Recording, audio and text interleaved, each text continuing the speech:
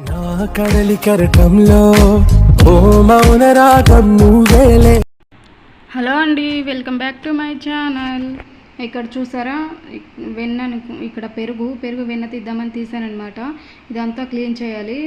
అది చూసారా, ఈవినింగ్కే ఇన్ని అవుతాయి అన్నమాట. ఒక్క రోజు కడగపోయినా ఇంతకి డబ్బలు అవుతాయి అన్నమాట.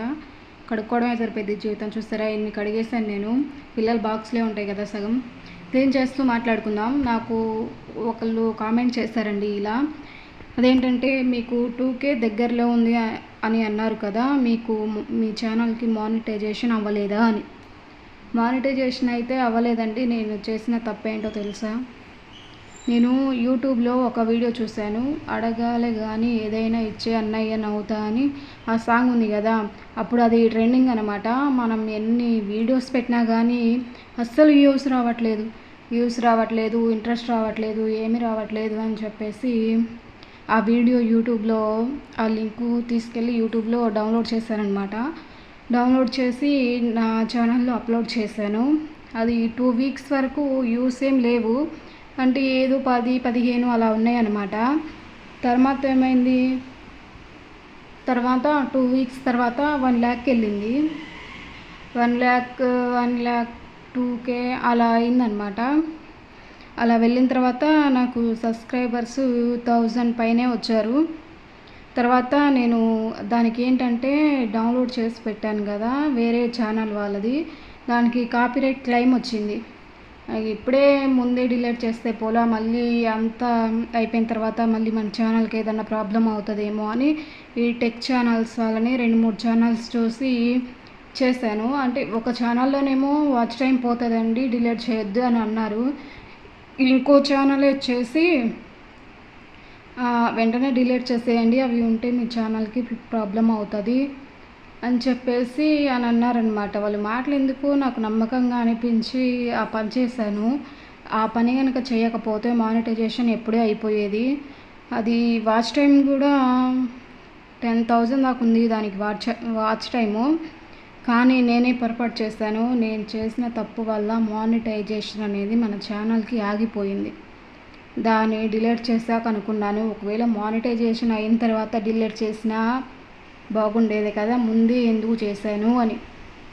తర్వాత అది డిలీట్ చేసిన తర్వాత వాచ్ టైం పోయింది, మానిటైజేషన్ ఆగిపోయింది. ఇంకా నేను ఏ వీడియోస్ పెట్టినా ఇంకంతే 10-15-20 అలానే యూస్ వచ్చేవన్నమాట. అవి చూస్తూ నాకు మాత్రం ఇంకా వీడియోస్ చేయాలని ఇంట్రెస్ట్ అయితే రాలేదు. కొన్ని పెట్టిన వీడియోస్ కూడా డిలీట్ చేశానన్నమాట.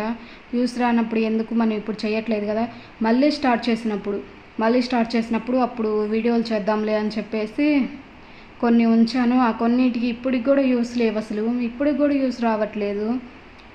అందుకే వాచ్ అవర్స్ అయితే అయిపోవట్లేదు, అసలు యూస్ లేవు, ఏం లేవు. అసలు యూట్యూబ్ మెయింటైన్ చేయాలంటే చాలా పేషెన్స్ ఉండాలండి, చాలా ఓపికగా ఉండాలి.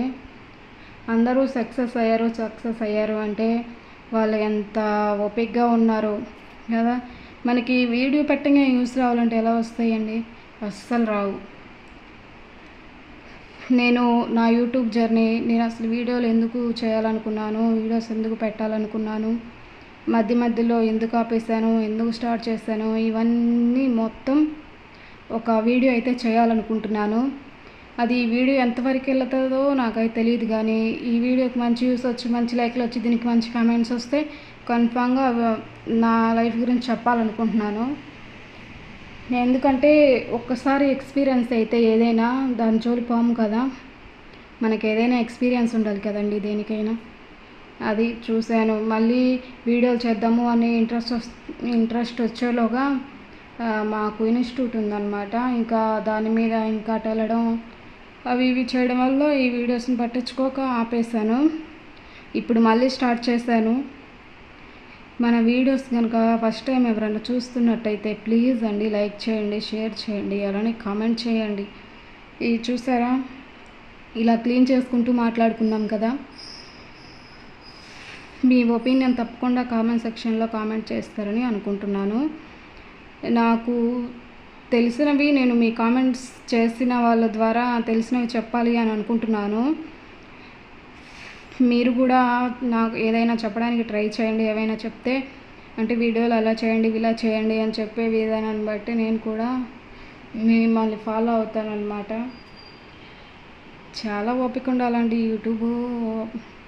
యూట్యూబ్ అనగానే. అంటే యూట్యూబ్లో డబ్బులు వస్తాయని నాకైతే తెలుసు. మీలో ఎంతమంది తెలుసో కామెంట్ చేయండి.